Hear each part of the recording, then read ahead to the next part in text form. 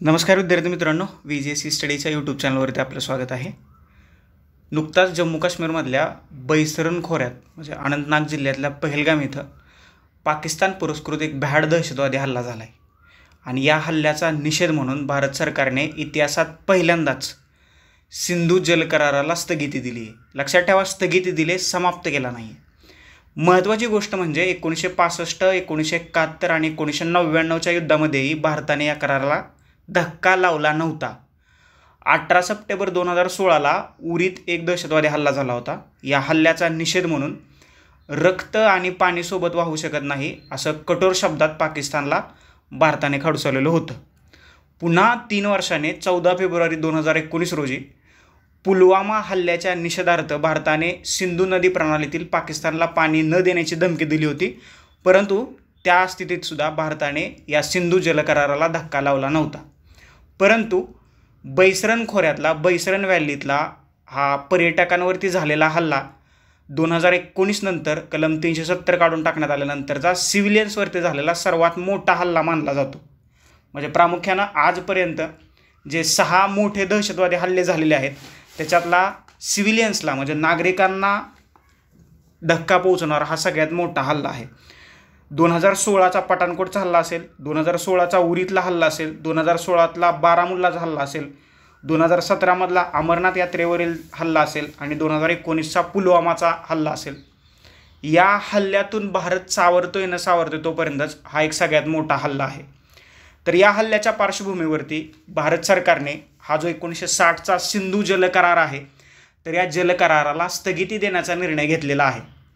ह्या 6 नद्यांशी संबंधित असणारा हा एक जलकरार आहे की या जलकराराच्या माध्यमातून या 6 नद्यांचं पाणी भारत आणि पाकिस्तान या 2 देशांना विभागून देण्यात आलेलं आहे. तुम्ही जर का जगाच्या नदी संस्कृतीचा विकास किंवा त्याचा अभ्यास केला तर तुम्हाला 2 गोष्टी लक्षात येतील. नदीकाठची संस्कृती ही शेती आणि संबंधित उद्योग व्यवसायाने भरलेली आपल्याला दिसते. म्हणजे प्राचीन मेसोपोटेमिया, त्याच्यामध्ये इराक, सिरिया, इराण, तुर्कस्तान ही जी लोकं आहेत तर टायग्रिस आणि युफ्रेटिस नदी खोऱ्यात ही सगळी संस्कृती निर्मिती झाली. नाईल नदीचं खोरं जे आहे तर इजिप्त, आफ्रिका इथं एक संस्कृती भरलेली आपल्याला दिसते. होयांग हो नदीचं खोरं जे आहे तर ते चीनमध्ये आहे. इथं चीनी संस्कृतीची जन्मदात्री म्हणून त्या नदीकडं पाहिलं जातं. भारतीय उपखंडातला सिंधू आणि सरस्वती नद्यांचं खोरं जे आहे तर हे सुद्धा सिव्हिलायझेशनच्या दृष्टीने एक महत्त्वाचं खोरं राहिल्याचं आपल्याला दिसतंय. ह्या सिंधू जलकराराची जर का आपल्याला पार्श्वभूमी समजून घ्यायचं असेल तर थोडंसं आपल्याला इतिहासात जावं लागतं, अगदी 1850 पर्यंत. म्हणजे सिंधू नदी प्रणालीचा वापर अगदी अनादी काळापासून, एन्शियंट मिडिवल इंडियापासून सिंचनासाठी केला जात आहे.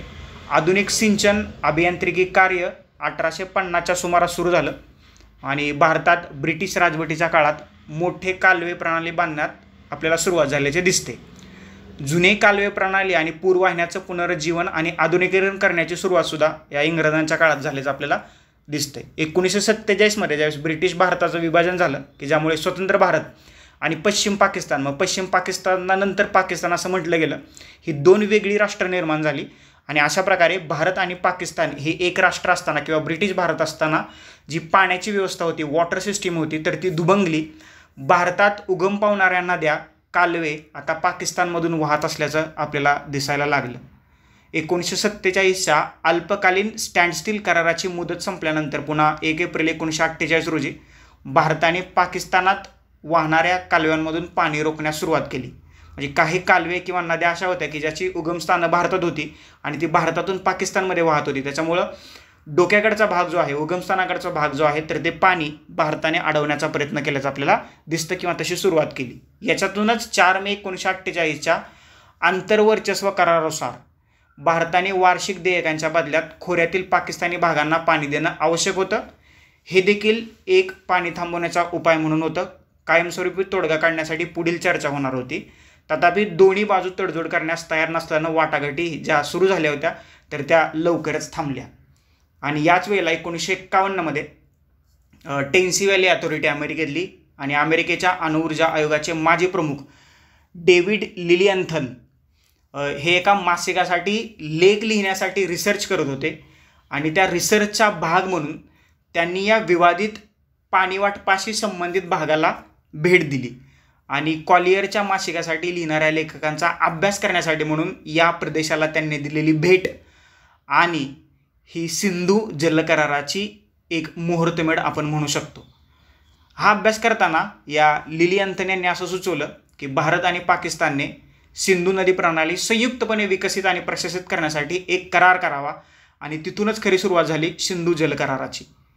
आणि त्यांनी असंही सांगितलं की शक्यतो हा जो करार आहे तर हा करार जागतिक बँकेच्या सल्ल्यानुसार आणि वित्तपुरवठ्याने करण्यात यावा की जेणेकरून उद्या जर का कुठली दोन्ही देशांमध्ये अडचण निर्माण झाली, डेडलॉक निर्माण झाला तर त्याच्यामध्ये जागतिक बँक किंवा वर्ल्ड बँक मध्यस्थी म्हणून काम पार पाडू शकते. त्यावेळेला जागतिक बँकेचे अध्यक्ष होते युजिन ब्लॅक आणि युजिन ब्लॅक यांनीही या कराराला सहमती दर्शवली. त्यांच्याच सूचनेनुसार प्रत्येक देशाच्या अभियंत्यांनी एक कार्यगट तयार केला, इंजिनियर्सनी एक कार्यगट तयार केला की ज्यामध्ये जागतिक बँकेचे अभियंते सल्ला देत होते. तथापि राजकीय विचारामुळे या तांत्रिक चर्चांनाही करारापर्यंत पोहोचता आलं नाही आणि पुन्हा एकदा सिंधू जलकरार होता होता राहिला. पुन्हा साल उजळलं 1945 आणि 1945मध्ये जागतिक बँकेने या गतिरोधावरती तोडगा काढण्यासाठी प्रस्ताव सादर केला. 9 वर्षाच्या चर्चेनंतर सप्टेंबर 1960मध्ये भारताचे तत्कालीन पंतप्रधान पंडित जवाहरलाल नेहरू आणि पाकिस्तानचे अध्यक्ष महम्मद अयूब खान यांनी सिंधू जलकरारावरती कराची येथे स्वाक्षरी केल्या आणि हा करार जो आहे तर हा करार अस्तित्वात आला.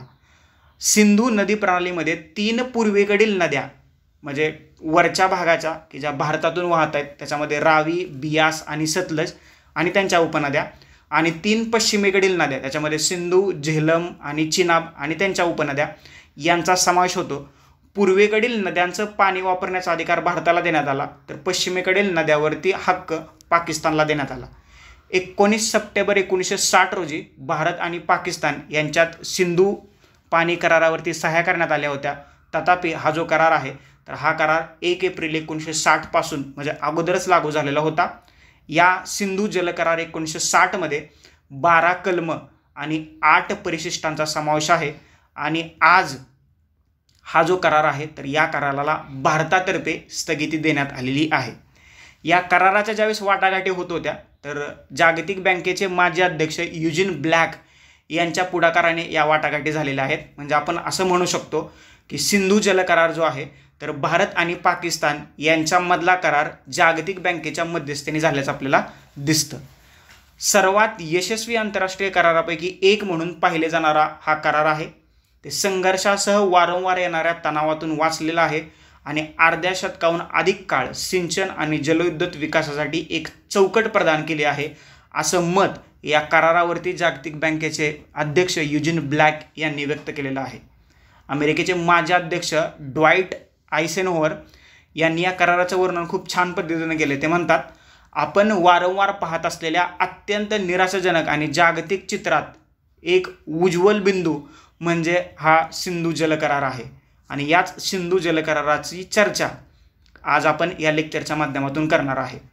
नक्की भारताने उचललेल्या पावलाचा पाकिस्तानवरती काय परिणाम होऊ शकतो, भारताच्या या कृतीला पाकिस्तान काउंटर कसं करू शकतो, सिंधू जलकरारातील महत्त्वाचे मुद्दे कोणते, सिंधू जलकरार आणि भारतात निर्माण करण्यात आलेले नवीन जलविद्युत प्रकल्प, सिंधू जलकरारातील महत्त्वाचे वादाचे मुद्दे कोणती आणि या सिंधू जलकराराला निर्माण झालेली आव्हाने कोणती.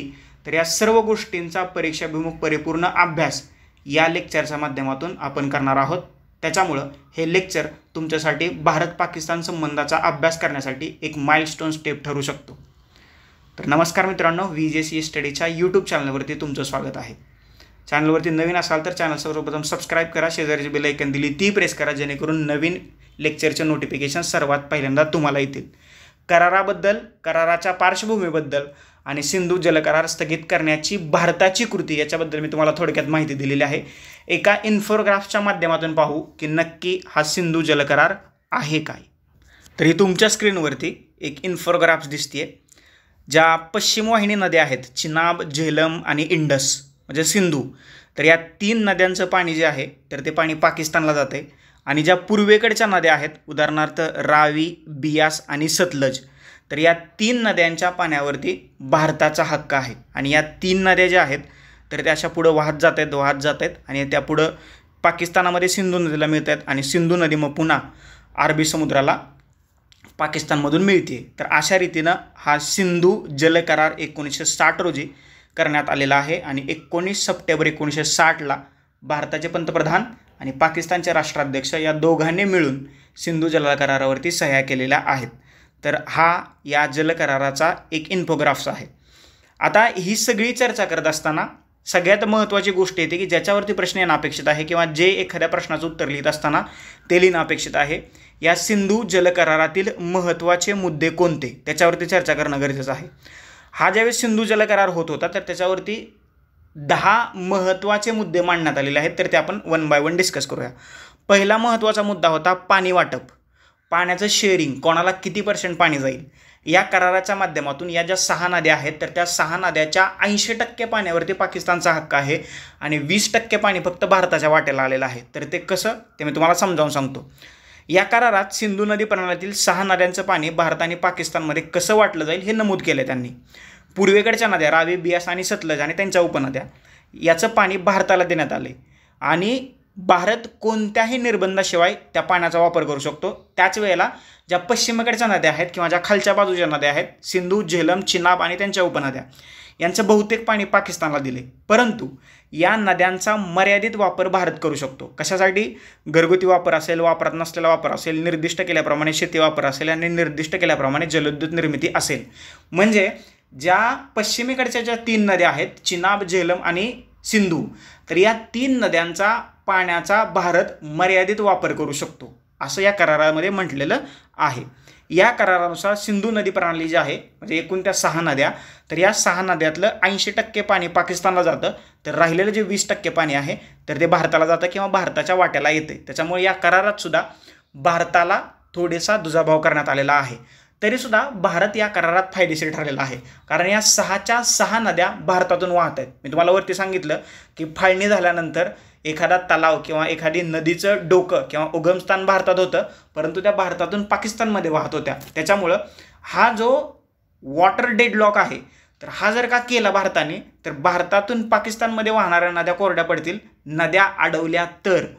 परंतु या नद्या अडवणं एवढं सोपं नाही आहे कारण त्या भागामध्ये धरणं बांधावी लागतील आणि हे अडवलेलं पाणी साठवणार कुठं हा एक मोठा प्रश्न आहे. त्याच्यामुळं हा पाण्याचा केलेला डेडलॉक किती वेळ टिकणार ही चर्चा करण्यासारखी गोष्ट आहे. आलं लक्षात? पाण्याच्या डेडलॉकपेक्षा आता मला वाटते पाकिस्तानचा कायमचा डेडलॉक करणं गरजेचं आहे. येते लक्षात? चला ते मागच्या लेक्चरमध्ये आपण बोललोय. याच्यानंतर दुसरा महत्त्वाचा मुद्दा आहे तो कायमस्वरूपी सिंधू नदी आयोग. एक कमिशन स्थापन करण्यात आलेला आहे. भारत आणि पाकिस्तानच्या अधिकाऱ्यांचा द्विपक्षीय हा एक आयोग आहे जो 1960च्या सिंधू पाणी कराराच्या उद्दिष्टांची अंमलबजावणी आणि व्यवस्थापन करण्यासाठी स्थापन करण्यात आलेला आहे. करारानुसार आयोगाची नियमितपणे वर्षातून किमान एकदा भारत आणि पाकिस्तानमध्ये आळीपाळीने बैठक होईल. या आयोगाचे एक उद्दिष्ट आहे. आता या आयोगाची काही कार्यसुद्धा आहेत. कुठली कार्य आहेत? नदीच्या पाण्याच्या विकासाशी संबंधित कोणत्याही समस्याचा अभ्यास करणं आणि दोन्ही सरकारांना अहवाल देणं, पाण्याच्या वाटपावरून उद्भवणारे वाद सोडवणं, प्रकल्पाच्या स्थळांना आणि महत्त्वाच्या नदीच्या मुख्य कामांना तांत्रिक भेटी देणं, दर 5 वर्षांनी एकदा तथ्य पडताळण्यासाठी नद्यांचा सामान्य दौरा करणं, कराराच्या तरतुदींच्या अंमलबजावणीसाठी आवश्यक पावले उचलणं हे आयोगाचे कार्य आहेत. 2022 पर्यंत आयोगाच्या 117 द्विपक्षीय बैठका पार पडलेल्या आहेत आणि हा आयोग हे भेटत असतात. आणि हा जो आयोग आहे तर ह्या 1960च्या सिंधू जल करारातूनच निष्पन्न झालेली एक आपल्याला तरतूद असल्याचं पाहायला मिळतं. याशिवाय या 2 करारातून जर का या 2 देशांमध्ये भारत आणि पाकिस्तान या 2 देशांमध्ये काही वाद निर्माण झाला तर त्या विवादाचं निवारण करणारी यंत्रणासुद्धा या करारातूनच स्थापन करण्याची तरतूदसुद्धा करण्यात आलेली आहे. करारातलं जे 9वं कलम आहे तर त्या 9व्या कलमाच्या अंतर्गत त्रिस्तरीय विवाद निवारण यंत्रणा स्थापन करण्यात आलेली आहे. दोन्ही बाजूंचे प्रश्न स्थायी आयोगात सोडवले जाऊ शकतात किंवा आंतरसरकारी पातळीवर देखील विचारात घेतले जाऊ शकतात. ह्या पाणी वाटपावर देशामधील निराकरण न झालेले प्रश्न किंवा तांत्रिक फरकांसारखे मतभेद असल्यास दोन्ही बाजू जागतिक बँकेकडे निर्णय घेण्यासाठी तटस्थ तज्ज्ञ न्यूट्रल एक्सपर्ट नियुक्त करण्यासाठी संपर्कसुद्धा साधू शकतात. जर कोणताही पक्ष तज्ज्ञांच्या निर्णयावर समाधानी नसेल किंवा कराराचा अर्थ लावण्यात आणि व्याप्तीमध्ये विवाद असतील तर प्रकरणे लवाद न्यायालयाकडे पाठवले जातील. म्हणजे जर का तुम्हाला थोडक्यात सांगायचं झालं, जर का या करारात दोन्ही देशांमध्ये मतभेद असतील तरी दोन्ही देश आपल्या आपल्या तज्ज्ञांना एकत्र करून हे प्रश्न सोडवू शकतात. पहिली स्टेप. दुसरी स्टेप आहे जागतिक बँकेकडे ते जातील आणि जागतिक बँकेला म्हणतील एक तटस्थ तज्ज्ञ नेमा, न्यूट्रल एक्सपर्ट नेमा आणि तो प्रश्न सोडवेल. याच्यातून जर का दोन्ही देशांचं समाधान झालं नाही तर एक लवाद स्थापन केला जाईल आणि त्या लवादाकडे हे प्रकरण जाईल. तर अशी त्रिस्तरीय यंत्रणा जी आहे, तर वाद निर्माण झाला तर ती सोडवण्यासाठी या कराराच्या कलम 9 नुसार स्थापन करण्यात आलेली आहे. अजून एक चौथा महत्त्वाचा मुद्दा आहे नद्यावरती हक्क. झेलम, चिनाब आणि सिंधू या ज्या पश्चिम वाहिन्या नद्या आहेत तर या नद्यांच्या पाण्यावर पाकिस्तानचा हक्क आहे. तर कराराच्या परिशिष्ट क मध्ये भारताला काही कृषी परवान्यांना परवानगीसुद्धा देण्यात आलेली आहे. म्हणजे चिनाब, झेलम आणि इंडस या ज्या पश्चिम वाहिन्या नद्या आहेत तर याच्या पाण्यावरती जरी पाकिस्तानचा हक्क असला तरीसुद्धा परिशिष्टाचं म्हणजे करारातील परिशिष्ट क जे आहे, सी जे आहे, तर हे असं सांगतंय या नद्यांच्या पाण्याचा वापर काही कृषी कारणांसाठी भारत करू शकतो. पहिला मुद्दा. दुसरा मुद्दा आहे परिशिष्ट ड किंवा डी. याच्यामध्ये त्यांनी असं सांगितलं आहे की नदीच्या प्रवाहात ह्या ज्या नद्या प्रवाह आहेत त्याच्यामध्ये जलविद्युत प्रकल्प बांधण्याची परवानगीसुद्धा भारताला देण्यात आलेली आहे. म्हणजेच अशा प्रकल्पांना पाण्याचा जिवंत साठा करण्याची आवश्यकता नाही. म्हणजे जो प्रवाह आहे, फ्लोईंग प्रवाह आहे, स्ट्रीम आहे, तर त्याच्यावरती भारत जलविद्युत प्रकल्प बांधू शकतो. आता हे भारताने जलविद्युत प्रकल्प बांधलेले आहेत आणि याच जलविद्युत प्रकल्पाच्या माध्यमातून या कराराचं उल्लंघन होतं का असा प्रश्नसुद्धा पाकिस्ताननं उपस्थित केला होता. ते करार कोणते हे मी तुम्हाला पुढच्या 1 मिनिटात सांगतोय. आता काही रचनांचा तपशील, डिझाईन ज्या तयार करण्यात आलेल्या आहेत. करार काही रचनांचा तपशील देखील प्रदान करतो की जे भारताने असे प्रकल्प विकसित करताना पाळले पाहिजेत. म्हणजे पश्चिम वाहिनी नद्या असू द्या किंवा पूर्व वाहिनी नद्या असू द्या, ह्या 6 नद्यांवरती जर का भारत कुठला प्रकल्प निर्माण करणार असेल तर त्या प्रकल्पाची माहिती भारताने पाकिस्तानला देणं कंपल्सरी आहे. असं तरतुदी जी आहे तर या सिंधू जल करारात करण्यात आलेली आहे. आणि 6वी एक यंत्रणा या कराराच्या माध्यमातून निर्माण करण्यात आलेली आहे आक्षेप नोंदवणं. जर भारताने बांधलेल्या अशा प्रकल्पांना ते निकषानुसार नसल्याचं आढळलं तर पाकिस्तानला त्याच्यावरती आक्षेप घेण्याची परवानगीसुद्धा याच कराराअंतर्गत देण्यात आलेली आहे. माझ्या लक्षात येते तुम्हाला या करारानुसार पाकिस्तानची बाजू जी आहे तर ती थोडीशी तुम्हाला भक्कम झाल्याचं दिसतंय. परंतु पाकिस्तानी सरकारनं आणि पाकिस्तानने एक गोष्ट लक्षात ठेवायला पाहिजे, या 6च्या 6 नद्या भारतातून वाहतात आणि उद्या जर का भारत सरकारनं ठरवलं की नाहीच पाकिस्तानला पाणी द्यायचं, काहीही झालं तरी चालेल, तर या नद्यांचं पाणी थांबवून ते भारतात इतरत्र वळवलं जाऊ शकतं आणि पाकिस्तानचा वॉटर क्रायसिस पाकिस्तानमध्ये निर्माण करण्याची ताकद ही भारत निर्माण करू शकतो. एवढं लक्षात ठेवायला पाहिजे. आता ही आक्षेप नोंदवण्याची जी यंत्रणा आहे, जर भारताने प्रकल्पाच्या डिझाईनची किंवा त्यात केलेल्या बदलांची माहिती पाकिस्तानसोबत शेअर करावीच लागेल. याशिवाय प्रत्येक पावसाळा सुरू झाल्यानंतर पूरस्थितीची माहितीसुद्धा भारताने पाकिस्तानला देणं बंधनकारक आहे. उद्या पावसाळा सुरू झाला आणि भारतानं पाण्याची किंवा पूरस्थितीची किंवा पावसाची माहिती या नदी खोऱ्यात पडणाऱ्या जर का पाकिस्तानला दिली नाही, असाही पाकिस्तान पाण्याखाली जाऊ शकतो. आत्ताच ते पाण्यात आहेत. ओके. तर जर का त्याच्यावरती पाकिस्तानने आक्षेप नोंदवला तर 3 महिन्याच्या आत त्याचं उत्तर देणं भारताला बंधनकारक आहे. याशिवाय भारताला पश्चिमेकडील नद्या कुठल्या कुठल्या, चिनाब, झेलम आणि सिंधू या नद्यावर किमान साठवणूक पातळी ठेवण्याची परवानगीसुद्धा देण्यात आलेली आहे. म्हणजे ते संवर्धन आणि पूर साठवणुकीसाठी 3.75 MF पर्यंत पाणी जे आहे तर भारत तिथं साठवून ठेवू शकतो. बरोबर. आता हे करारातले महत्त्वाचे मुद्दे आहेत. आता या सिंधू जल कराराअंतर्गत भारताने वेगवेगळ्या जलविद्युत प्रकल्पांची निर्मिती केलेली आहे. म्हणजे सतलज, बियास, रावी असेल, चिनाब, झेलम आणि सिंधू नदीवरती हे जलविद्युत प्रकल्प जे आहेत तर त्याची स्थापना केलेली आहे. मध्ये एका बागिलहर डॅम की जो चिनाब नदीवरती उभा करण्यात आला होता आणि चिनाब नदीचं पाणी जातं पाकिस्तानला. ती पश्चिम वाहिनी नदी आहे, म्हणजे पश्चिमेकडची नदी आहे. तर या बागिलहर धरणाच्या बांधकामावरून किंवा धरणावरून वाद निर्माण झाला होता. परंतु आत्ता मी जी वाद निवारण यंत्रणा सांगितली त्याच्यातला जो त्रिस्तरीय वाद निवारण यंत्रणेचा जो पहिला टप्पा होता तर त्या पहिल्या टप्प्यानुसार या वाटाघाटी झाल्या आणि बागेलहर धरणामधल्या जो काही इश्यू निर्माण झाला होता तर तो तिथं आपल्याला सॉल्व्ह झाल्याचं दिसतंय. म्हणजे वाद निवारण होऊ शकतात जर का चर्चा दोन्ही बाजूनी पॉझिटिव्ह दृष्टीनं होत असेल तर. परंतु एका बाजूने मैत्रीचा हात आणि दुसऱ्या बाजूने तलवार घेऊन जर का काही कृती होत असतील तर भारताने पाकिस्तानला उत्तर देण्याची गरज आत्ता निर्माण झालेली आहे.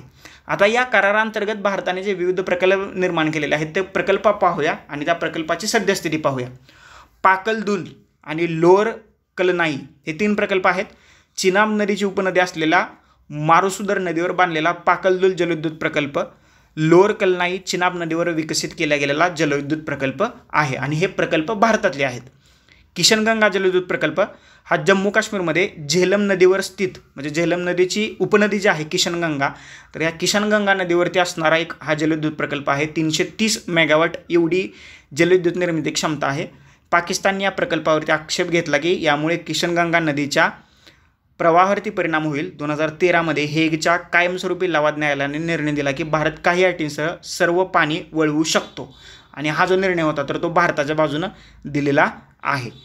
ही किशनगंगा जी नदी जी आहे तर या किशनगंगा नदीला पाकिस्तानात नीलम नदी म्हणून ओळखलं जातं. येते लक्षात. पुढचा जो प्रकल्प होता तर तो होता रॅटले जलविद्युत प्रकल्प, त्याला रॅटले म्हटलं जातं. तर जम्मू काश्मीरमधील चिनाब नदीवर एक नदी प्रवाह, म्हणजे नदीचा प्रवाह आहे त्या प्रवाहावरती बांधलेला हा एक जलविद्युत प्रकल्प आहे. 850 मेगावॉट एवढी याची जलविद्युत निर्मिती क्षमता आहे. किशनगंगा आणि रॅटले या दोन्ही जलविद्युत प्रकल्पाला जागतिक बँक अर्थसहाय्य करत नाही, ही सगळ्यात महत्त्वाची गोष्ट आहे, लक्षात ठेवा. या दोन्ही प्रकल्पाच्या डिझाईन वैशिष्ट्यावरून कराराचं उल्लंघन होतं की नाही यावरून दोन्ही देशात मतभेद आहेत आणि त्याच्यामुळं ह्या कराराला कधी स्थगिती दिली जाते, कधी हा जो प्रकल्प आहे तर हा इंटरनॅशनल ऑर्गनायझेशनच्या चौकटीत नेला जातो. मग त्यात ऑर्गनायझेशन भारताच्या बाजूनं निकाल देतात, पुन्हा बांधकाम सुरू होतं, पुन्हा पाकिस्तान आक्षेप घेतो. तर हे असं चालू राहिले. परंतु आता ह्या 2-3 प्रकल्पाचं उद्घाटनसुद्धा झालेलं आहे आणि त्याच्यातनं जलविद्युतसुद्धा निर्मिती होऊन भारताची ऊर्जेची जी गरज आहे तर ती भागवली जात आहे. मी मगाशी सांगितल्याप्रमाणे बागलिहार जलविद्युत प्रकल्प जो आहे चिनाब नदीवरचा प्रकल्प आहे. 450 मेगावॉट वीज निर्मिती क्षमता असणारा जलविद्युत प्रकल्प असलेल्या बागेलर धरणामुळे भारत आणि पाकिस्तानमध्ये वाद निर्माण झाला होता. परंतु हा वाद जो आहे तर हा चर्चेनं सोडवण्यात या दोन्ही देशांना यश आलेलं आहे. पाकिस्तानने या धरणाच्या बांधकामाला आव्हान दिलं होतं आणि हा आव्हान देताना त्यांनी असं म्हटलं होतं की हा प्रकल्प जो आहे तर या सिंधू जलकराराचं उल्लंघन करतोय, जो भारताला पश्चिमेकडील नद्याचा झेलम, चिनाब आणि रावी मर्यादित उद्देशासाठी वापरण्याची परवानगी देतोय. म्हणजे मी तुम्हाला सांगितलं ज्या पश्चिमेकडच्या नद्या आहेत की ज्याच्यावरती पाकिस्तानचा हक्क आहे, परंतु हा सिंधू जल करारानुसार या नद्यातल्या पाण्याच्या मर्यादित वापराला भारताला परवानगी देण्यात आलेली आहे, बरोबर. आणि ज्यामध्ये मर्यादित साठवणुकीसह नदीच्या प्रवाहातून जलविद्युत निर्मितीचा सुद्धा समावेश करण्यात आलेला आहे. म्हणजे चिनाब, झेलम आणि सिंधू या नद्यावरती जरी पाकिस्तानचा हक्क असला तरीसुद्धा या नद्याच्या प्रवाहावरती आधारित भारत जलविद्युत निर्मिती प्रकल्प उभा करू शकतो. आणि या प्रकल्पाचा आढावा घेण्यासाठी एका तटस्थ तज्ज्ञाची नियुक्ती करण्यात आली होती, म्हणजे एक न्यूट्रल एक्सपर्ट, आणि ज्यांनी शेवटी त्याची रचना कराराशी सुसंगत असल्याचं मान्य केलं आणि जो निकाल जो आहे तर तो भारताच्या बाजूने दिलेला आहे. सगळ्यात महत्त्वाची गोष्ट म्हणजे 1960ला हा करार झाल्यापासून आजपर्यंत म्हणजे 2025 पर्यंत एकदाही भारताच्या बाजूने या कराराचं उल्लंघन झालेलं नाही. म्हणजे एवढी मोठी युद्ध झाली, एवढे मोठे दहशतवादी हल्ले झाले तरीसुद्धा भारताने प्रत्येक वेळेला समजून घेतलं की चला एक आपणच निर्माण केलेलं पिल्लं आहे म्हणून पाकिस्तानला सोडून देऊया. परंतु आत्ता जे झाले तर हे म्हणजे आपण म्हणतो ना की वरून पाणी व्हायला लागले, पुलाच्या वरून पाणी व्हायला लागले, त्याच्यामुळे यांचा बंदोबस्त करणं गरजेचं आहे. आणि हा वॉटर स्ट्राईक जो आहे तर नक्कीच हा पाकिस्तानला अद्दल घडवू शकतो. तर ही झाली या प्रकल्पाबद्दलची माहिती. आता हा जो सिंधू जल करार आहे तर या सिंधू जल करारातले वादाचे मुद्दे कोणते आहेत की ज्याच्यावरून वाद होत आहेत. पहिला आहे पाणी वाटपाचा वाद. सगळ्यात महत्त्वाचा वाद हा आहे की पाणी वाटप जे आहे तर हे जे आहे तर ते अनबॅलन्स्ड आहे. म्हणजे 6 नद्या की ज्याची उगमस्थानं भारतात आहेत आणि ह्या भारतातून वाहत पाकिस्तानमध्ये जात आहेत, तरीसुद्धा या 6 नद्यांपैकी 80% पाणी जे आहे तर त्याच्यावरती पाकिस्तानचा हक्क आहे किंवा ते पाणी पाकिस्तानला जाते आणि भारताच्या वाट्याला फक्त 20% पाणी येते. त्याच्यामुळं हा अनबॅलन्स्ड करार म्हणून किंवा पाणी वाटपाच्या स्वरूपात हे असंतुलन निर्माण झाल्याचं मानलं जातं आहे. हा पहिला वाद आहे. दुसरा वाद आहे किशनगंगा जलविद्युत प्रकल्प. हा किशनगंगा जलविद्युत प्रकल्प जो आहे तर हा किशनगंगा नदीवरती आहे आणि ही झेलम नदीची उपनदी आहे.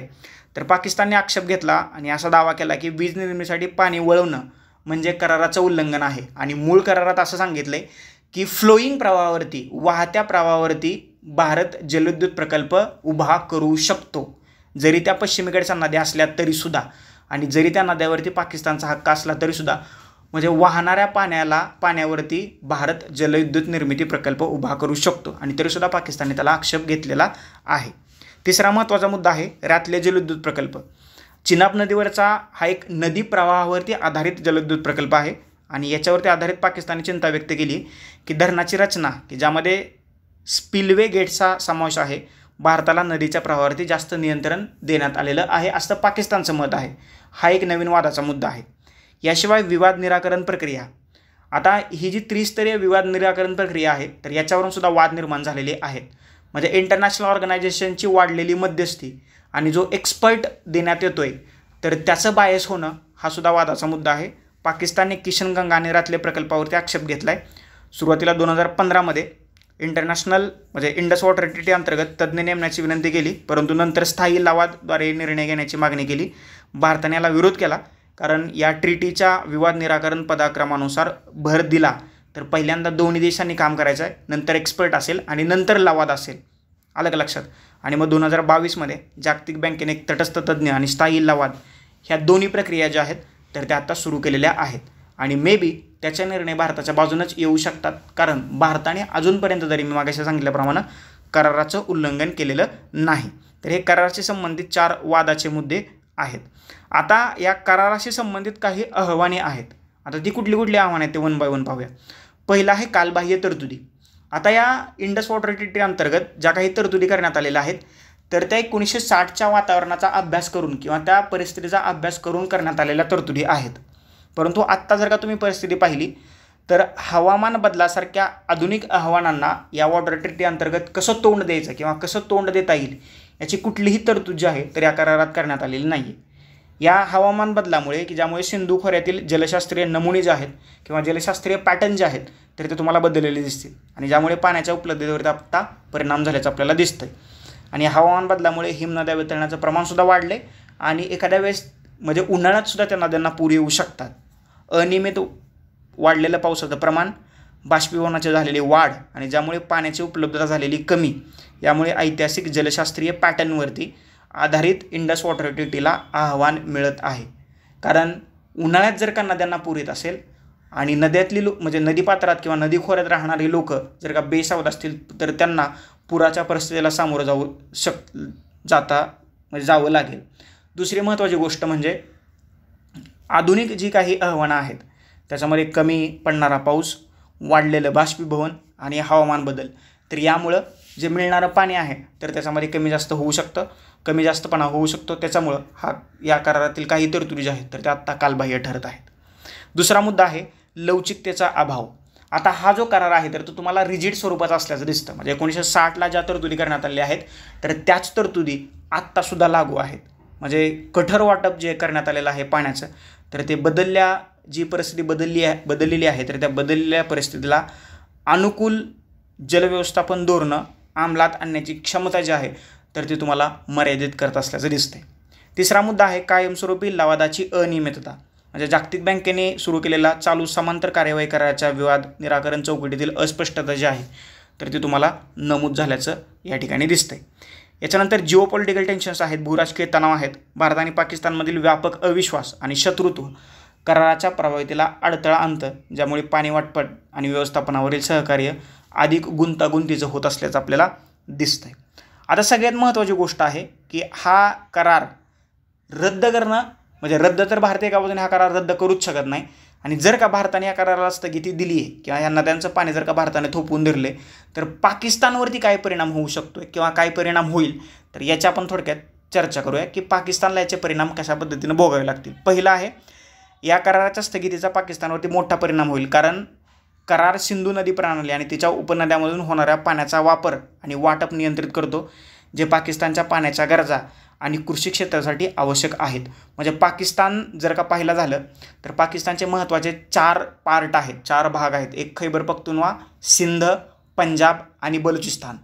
म्हणजे या नद्या ज्या वाहत आहेत भारतातून तर सिंधू नदीचा वरचा थोडासा भाग तो सिंधमधून पुन्हा पंजाबमध्ये येतो, पाकिस्तानचं बोलतो आहे मी, आणि बाकीच्या ज्या 5 नद्या आहेत तर त्या भारतातून डायरेक्टली पाकिस्तानच्या पंजाब प्रांतात प्रवेश करतात आणि पंजाब प्रांत जो आहे तर तो पाकिस्तानचा थोडासा सधन पुढारलेला आणि पाण्याच्या दृष्टीनं मोठ्या प्रमाणात पाण्याची मुबलकता असणारा प्रदेश आहे. आणि जर का भारताने या नद्याचं पाणी अडवलं तर पंजाब प्रांतात वॉटर क्रायसिस निर्माण होऊ शकतो. आत्ताच पाकिस्तानच्या बऱ्याचशा भागात तुम्हाला वॉटर क्रायसिस निर्माण झाल्याचं दिसतंय. याशिवाय भारताने जसं या 6 नद्यांच्या प्रवाहावरती काही जलविद्युत प्रकल्प उभारलेले आहेत, तसंच पाकिस्तानने सुद्धा पाकिस्तानच्या एरियात या नद्यावरती जलविद्युत प्रकल्प उभारलेले आहेत. भारताने जर का या नदी प्रवाहाचं अडवणूक केली तर पाकिस्तानमधले जलप्रवाह ठप्प होतील, जलविद्युत प्रवाह ठप्प होतील आणि पाकिस्तानला जो जलविद्युत ऊर्जेचा पुरवठा होतोय तर तो बंद होईल आणि पाकिस्तानला एनर्जी क्रायसिसला सामोरं जावं लागेल. आणि जर का लाईटच नसेल, वीजच नसेल तर पाकिस्तानची बरीचशी कामं आहेत तर ती अडून राहतील. हा सर्वात मोठा भाग आहे. याशिवाय झेलम, चिनाब, रावी, बियास आणि सतलज या नद्यांचा समावेश आहे. तर हे सगळं सिंधू नदीचं जाळं आहे आणि पाकिस्तानचे प्रमुख जलस्रोत म्हणून ह्या 6 नद्यांचं जाळं काम करतं आहे आणि याच्यावरतीच आधारित हे जलजाळं जे आहे तर पाकिस्तानच्या लाखो लोकसंख्येला आधार देतं आहे. या कराराचा पाकिस्तान अजून एक परिणाम होऊ शकतो. पाण्याच्या प्रवाहापैकी सुमारे 80% पाणी पाकिस्तानला मिळते, जे पाकिस्तानमधील शेतीसाठी विशेषतः पंजाब आणि सिंध प्रांतांमध्ये महत्त्वाचं आहे. आणि याच 6 नद्यांच्या पाण्यावरती तिथली शेती चालते, तिथले बरेचसे प्रकल्प चालत आहेत. आणि जर का भारताने अडवणूक केली तर 80% पाण्याचा प्रवाह पाकिस्तानमध्ये कायमचा बंद होऊ शकतो. पाकिस्तान सिंचन, शेती आणि पिण्याच्या पाण्यासाठी या पाण्याच्या पुरवठ्यावरती मोठ्या प्रमाणात अवलंबून आहे. कृषी क्षेत्र पाकिस्तानच्या राष्ट्रीय उत्पन्नात 23% योगदान देतं ॲग्रिकल्चर आणि त्यांच्या 68% ग्रामीण रहिवाशांना हे क्षेत्र आधार देते. सिंधू खोरे दरवर्षी 154.3 दशलक्ष एकर फूट पाणी पुरवतं आहे पाकिस्तानला आणि जे पाणी विस्तृत कृषी क्षेत्रांना सिंचन करण्यासाठी आणि अन्न सुरक्षा सुनिश्चित करण्यासाठी एक महत्त्वाची भूमिका जी आहे तर ते आपल्याला पार पाडताना दिसते. आणि जर का उद्या चालून भारताने हे पाणी पाकिस्तानला द्यायचंच नाही असा जर का मनोबल व्यक्त केलं तर पाकिस्तानची 4ही बाजूनी पंचायत होऊ शकते. या पाण्याच्या प्रवाहात कोणताही अडथळा आल्यास पाकिस्तानच्या अर्थव्यवस्थेचा आणि ग्रामीण उपजीविकेचा महत्त्वाचा घटक असलेल्या कृषी क्षेत्रावरती व्यापक आणि लक्षणीय निगेटिव्ह स्वरूपाचे परिणाम झाल्याचं आपल्याला पाहायला मिळू शकतं. कमी पाण्याची उपलब्धता यामुळे पीक उत्पन्नात घट होईल, अन्न टंचाई निर्माण होईल आणि शेतीवर अवलंबून असलेल्या ग्रामीण भागात आर्थिक अस्थिरता निर्माण होण्याची शक्यता जी आहे तर ती आत्ता सध्या आपल्याला बळावल्याची दिसते. पाकिस्तानमध्ये अगोदरच वॉटर क्रायसिस, भूजलाची कमी झालेली पातळी, शेतजमिनीचं क्षारीकरण असेल, मर्यादित पाण्याची साठवण क्षमता असेल, यासारख्या गंभीर जलव्यवस्थापन समस्यांचा पाकिस्तान सध्या सामना करत आहे. आणि त्यातच भारताने सिंधू जलकरारावरती आणलेली स्थगिती हा पाकिस्तानला धडा शिकवण्याचा एक अल्टिमेट मार्ग आत्ता सध्या ठरलेला आहे. पाकिस्तानची जी पाणी साठवण क्षमता जी आहे तर ती मंगला आणि तारबेलासारख्या प्रमुख धरणामध्ये एकत्रितपणे फक्त 14.4 मॅप जिवंत साठवणूक क्षमता आहे. आणि या सिंधू जल करारानुसार पाकिस्तानच्या वार्षिक पाणी वाटपाचा फक्त 10% भाग आहे, लक्षात ठेवा. आणि या कराराच्या निलंबनामुळे किंवा स्थगितीमुळे हमी दिलेला पाणी पुरवठा बंद करून ह्या असुरक्षेत भारत अधिकच वाढ करू शकतो, की ज्यामुळे पाकिस्तानला त्यांच्या पाण्याच्या गरजा व्यवस्थापित करण्यासाठी कमी पर्याय जे आहेत तर ते उपलब्ध होऊ शकतात किंवा पाकिस्तानला कमी पर्याय मिळू शकतात. आता सगळ्यात महत्त्वाची गोष्ट आहे की बरोबर आहे, भारताने या कराराला स्थगिती दिली आहे. तर या स्थगित करण्याच्या निर्णयाला पाकिस्तान कसा प्रतिसाद देऊ शकतं किंवा पाकिस्तानची भूमिका काय असेल याचीसुद्धा चर्चा करणं ओघाने येतंच. सगळ्यात पहिला महत्त्वाचा मुद्दा, सिंधू जलकरारात बाहेर पडण्याचं कलम नाही. म्हणजे सिंधू जलकरारातून भारत किंवा पाकिस्तान या कुठल्याही देशाला बाहेर पडता येत नाही, तशी तरतूद या करारांतर्गत करण्यात आलेली नाही. सगळ्यात महत्त्वाचा मुद्दा. त्याच्यामुळं काही जरी गेलं तर भारत या करारातून बाहेर पडू शकत नाही. फक्त त्याला दोन्ही देश स्थगिती देऊ शकतात आणि स्थगिती पाकिस्तानला देऊन उपयोग नाही आहे. कारण काही नद्या म्हणजे या 6च्या 6 नद्यांची उगमस्थानं भारतात आहेत आणि त्या नद्या भारतातून पाकिस्तानमध्ये वाहतात. म्हणजे उद्या चालून त्या खालच्या प्रवाहात पाकिस्तानने काही केलं तर चालेल, कारण त्याचा परिणाम भारतावरती होणार नाही आहे.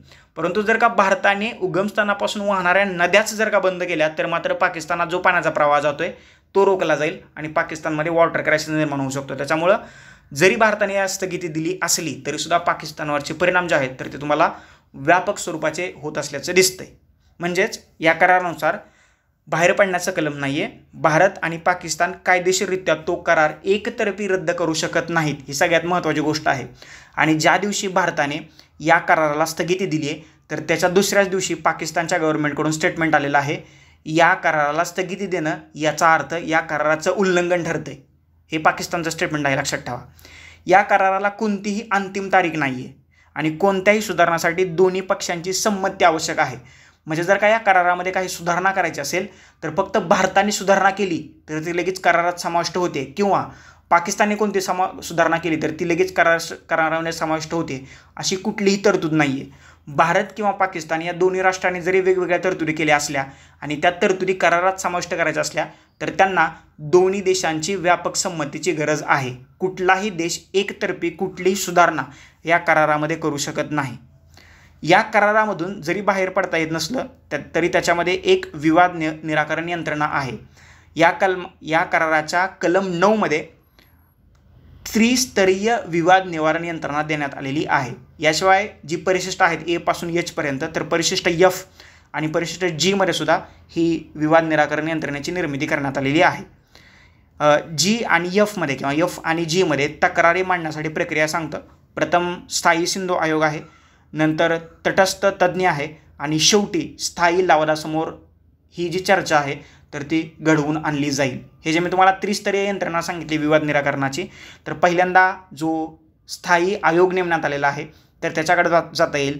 नंतर तिथून जर का तुमची समस्या सुटली नाही तर जी मध्यस्थी आहे जागतिक बँक, तर तुम्ही जागतिक बँकेकडे जाल आणि जागतिक बँक एक न्यूट्रल एक्सपर्ट तटस्थ तज्ज्ञ नेमेल आणि तटस्थ तज्ज्ञ हा तुमच्या दोन देशांमध्ये झालेला डेडलॉक सोडवण्याचा प्रयत्न करेल. जर का तिथंही भारत आणि पाकिस्तान या दोन राष्ट्रांचं समाधान झालं नाही तर हे प्रकरण जाईल स्थायी लवादासमोर आणि स्थायी लवादासमोर जो निर्णय असेल तर तो निर्णय त्यांना मान्यच करावा लागेल. आणि जर का तो निर्णय नाही मान्य केला तर ते त्या समस्येचं भिजत घोंगडं तसंच राहील आणि तिथं डेडलॉक कायमच राहील. ओके, या तीन प्रकारे दोन देशांमध्ये सिंधू जल कराराच्या माध्यमातून जे वाद निर्माण होतात तर ते सोडवण्याची यंत्रणा जी आहे तर ती निर्माण करण्यात आलेली आहे. आता काय असू शकतं, या करारातून पुढे जाण्याचा मार्ग कोणता आहे? म्हणजे 4 महत्त्वाचे मुद्दे मला वाटतात ते मी तुमच्यासमोर मांडतोय. पहिला महत्त्वाचा मुद्दा आहे मध्यस्थी आणि संवाद. हे अतिशय गरजेचं आहे. म्हणजे दोन्ही देशांमध्ये शत्रुत्वाची भावना आहे आणि पाकिस्तानच्या वाढलेल्या कुरघोडी याच्यामुळे भारतही त्रस्त झालेला आहे. आणि भारताने असं सांगितलेलं आहे, म्हणजे 2-3 दिवसापूर्वी आपल्याच पंतप्रधानांचं स्टेटमेंट आलेलं आहे की तुम्ही कुठेही लपून बसा, हे दहशतवादी आहेत तर त्यांना शोधून मारलं जाईल. आणि जगातले जे सर्व देश आहेत तर त्यांनीसुद्धा भारताची बाजू घेतलेली आहे. कुठल्याही देश दहशतवादाचं समर्थन करत नाही. दहशतवाद हा एक दाह आहे आणि तो व्यापक स्वरूपाचा आहे, हे जगातल्या सर्व देशांना मान्य आहे. त्याच्यामुळे सर्व देशांनी भारताची बाजू घेतलेली आहे. तरीसुद्धा भारत आणि पाकिस्तान या दोन देशांमधली मध्यस्थी आणि त्यांच्यामधला जो कंटिन्युअस डायलॉग आहे तर तो जर का ब्रेक झाला तर या करारातून पुढे जाणं खूप जिकिरीचं ठरणार आहे. त्याच्यामुळे दोन देशांमध्ये डायलॉग होणं किंवा संवाद होणं गरजेचं आहे. हा पहिला मार्ग आहे. दुसरा मार्ग आहे तांत्रिक उपाय किंवा काही टेक्निकल सोल्युशन्स आहेत का त्याच्यावरती काम केलं गेलं पाहिजे. उदाहरणार्थ काही जलविद्युत प्रकल्प आहेत, त्याच्या निर्मितीवरून त्याच्या रचनेवरून दोन देशांमध्ये वाद निर्माण होत आहेत. मग प्रश्न उपस्थित केला जातोय की जलकराराचं उल्लंघन आहे का, तर काही टेक्निकल उपायसुद्धा शोधता येऊ शकतात का, याच्याबद्दलसुद्धा विचार केला गेला पाहिजे. याशिवाय मध्यस्थ म्हणजे जो एक्सपर्ट तज्ज्ञ नियुक्त केला जातोय तर तो न्यूट्रल असायला पाहिजे. मग तो न्यूट्रल असतो का? जागतिक बँक कुठल्या तरी एखाद्या देशाची बाजू घेऊन जर का न्यूट्रल त्या तज्ज्ञाची नियुक्ती करत असेल तर तो दिलेला निर्णयसुद्धा बायस असू शकतो. त्याच्यामुळे एका मध्यस्थाची, चांगल्या मिडिएटरची गरज आहे आणि तो भविष्यात मिळायला पाहिजे. आणि तो जर का मिळाला तर या करारात एक व्यापक संमती निर्माण होऊ शकते. याशिवाय कायदेशीर स्रोत, काही लिगल स्रोत निर्माण करण्यात आले पाहिजेत की जेणेकरून भविष्यात या करारावरून दोन देशांमध्ये वाद निर्माण होता कामा नये. आणि जर का ते झाले तर ते वेगवेगळ्या पातळीवरती ते त्या वादांचं निराकरण करता यायला पाहिजे. आणि पाचवा जो पुढे जाण्याचा मार्ग आहे तर दीर्घकालीन उपाययोजना. म्हणजे आज वाद निर्माण झाला आहे म्हणून आपण तेवढ्यापुरती काहीतरी तरतूद करून तो वाद तिथं निवारेली, परंतु जर का भविष्यात एखादा वादच निर्माण होऊ नये अशा उपाययोजना करण्यासाठी काही दीर्घकालीन उपाययोजना आपल्याला करता येतील का, याचीसुद्धा चर्चा करणं मला थोडंसं गरजेचं वाटतंय. तर ही त्याच्यामागची एक दीर्घकालीन उपाययोजना असू शकते. दहशतवादाला कुठल्याही जगातल्या देशाचं समर्थन नाही आहे. दहशतवादी हल्ल्यांचा दाह हा अधिक व्यापकच असतो. त्यावर उपाय म्हणून पाकिस्तानला लष्करी कारवाईने धडा शिकवावा की नाही हे सरकारनं ठरवायचं आहे. अशा उपायांनी इतिहासात समस्या संपलेल्या नाही आहेत आणि भविष्यात संपणारी नाही आहेत. परंतु या उन्मादी कोलाहलात अधिक महत्त्वाच्या दक्षता उपायांची चर्चा विरून जाते. कोणत्याही तत्कालिक प्रत्युत्तरापेक्षा अशा दक्षता आणि खबरदारीच्या उपायांनी अधिक प्राण वाचतील. सध्या सगळ्याच गोष्टींचा ताबडतोब न्याय करण्याची संस्कृती फोफावत असताना पहलगामचा पंचनामा बहुधा भविष्यात तरी भावनेच्या आधारे नव्हे तर बुद्धीच्या साक्षीने व्हायला हवा, असं माझं प्रामाणिक आणि वैयक्तिक मत आहे. त्याच्यामुळं प्रत्येक वादाचं निराकरण हातात शस्त्र घेऊनच केलं गेलं पाहिजे या मताचा मी नाही आहे. काही वादाचं निराकरण करण्यासाठी डायलॉग किंवा संवाद होणं सुद्धा गरजेचं असतं, परंतु संवादातून समोरचा देश ऐकणारच नसेल तर कधीकधी आपल्याला हिंसेचं सुद्धा समर्थन करावंच लागतं. आणि त्याचाच एक प्रत्यय बिहारमध्ये झालेल्या सभेतून भारताच्या पंतप्रधानांनी पाकिस्तानला दिला आहे, जगाला दिला आहे आणि जे दहशतवादी आहेत त्यांनासुद्धा दिला आहे. त्याच्यामुळं दहशतवाद्यांच्या चुकीला आत्ता माफी नाही. तर अशा रीतीनं 1960च्या सिंधू जल कराराबद्दल माहिती देणारा मराठी माध्यमातला यूट्यूबवरचा हा पहिलं लेक्चर आहे की ज्याच्यामध्ये सिंधू जल कराराबद्दल जे 10 महत्त्वाचे पॉईंट्स आहेत तर त्याची माहिती मी तुमच्यापर्यंत पोहोचवण्याचा प्रयत्न केलेला आहे. सगळ्यात महत्त्वाची गोष्ट असते तर ती आहे सिंधू नदी, ही ज्या सिंधू नदी कराराची स्थापना झालेली आहे. तर त्या सिंधू नदीबद्दल थोडक्यात पाहूया आणि मग आपण थांबूया. दक्षिण आशियातली ही एक प्रमुख नदी आहे सिंधू. तिबेट भाषेत तिला सँगे चू किंवा सिंह नदी म्हणतात. ट्रान्स हिमालयात बोकर चू या हिमनदीतून मानसरोवर या सरोवराजवळ ही तिबेटमध्ये उगम पावते आणि हिम भारतात प्रवेश करते. सिंधू नदी तिबेट, भारत आणि पाकिस्तानमधून वाहते आणि तिच्या पाणलोट खोऱ्यात सुमारे 20 कोटी एवढे लोक राहत आहेत. म्हणजे हे 3 देशातून वाहणारी ही नदी आहे आणि भारतात याची लांबी जी आहे तर ती 810 किलोमीटर एवढी आहे.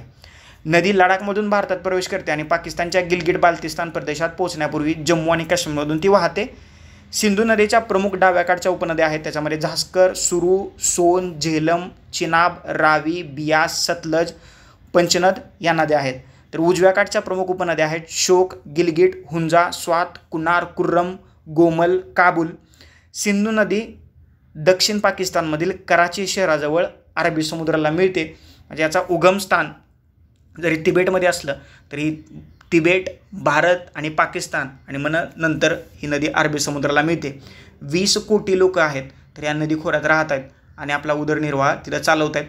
वेगवेगळे प्रकल्प असतील, शेतीशी रिलेटेड वेगवेगळे उपाययोजना असतील आणि या माध्यमातून ही लोक आपला उदरनिर्वाह चालवतात. आता ह्या ज्या सिंधू नदीच्या महत्त्वाच्या उपनद्या आहेत तर त्या उपनद्यांबद्दल थोडक्यात आपण पाहूया. बघा, झेलम नदी आहे तर काश्मीर खोऱ्यात वेरीनाग येथे उगम पावते आणि चिनाब नदीला त्रिम्मू येथे मिळते. चिनाब नदी जी आहे चंद्र आणि भागा हे 2 प्रवाह बारलाच्या खिंडीजवळ मिळतात आणि चिनाब नदीचा उगम होतो.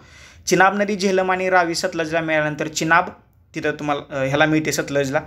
रावी नदी रोहतांग खिंडीजवळ कुल्लू टेकड्यात उगम पावते आणि रंगपूर पाकिस्तान येथे चिनाबला मिळते.